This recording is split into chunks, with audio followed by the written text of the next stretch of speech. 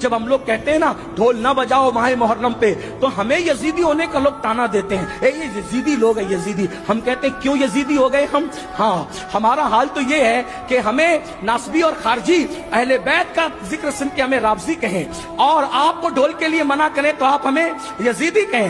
بہت اچھی بات ہے، آپ کے اپنے معاملات ہیں، مگر یاد رکھنا اللہ کی عدالت میں تمہیں بھی منہ دکھانا ہے اور ہمیں بھی کھڑے ہونا ہے۔ ہم حق بات کہہ جائیں گے، کیوں ڈھول بجاتے ہو محرم میں، کیوں ڈھول پیٹتے ہو محرم میں، کیوں چڑھاوے چڑھاتے ہو بتوں کی طرح معاملات کر کے، تو آپ کہیں گے محبت ہے محبت۔ ہم نے کہا کیوں محبت ہے؟ جن کی شادیوں میں ڈھول نہیں بجے ان کی شہادتوں پہ ڈھول بجاتے ہو، بے شرمو۔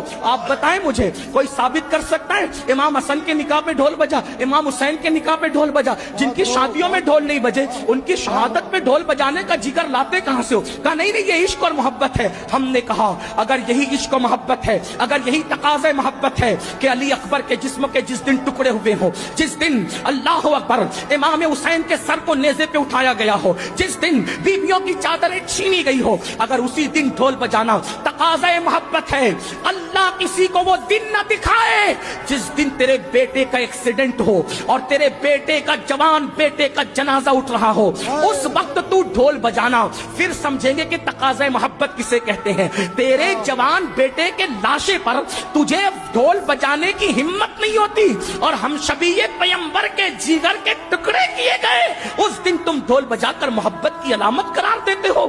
شرم نہیں آتی؟ ذرا سوچو تو صحیح۔ سنیو، بدعقیدگی کے راستے ہم نے استوار کرنے کی کوشش کی ہے۔ امام احمد رضا کی شان یہ ہے، انہوں نے اہل سنت کو بھی اصلاحی نظریہ پیش فرمایا اور بدعقیدوں کو بھی لگام عطا کی۔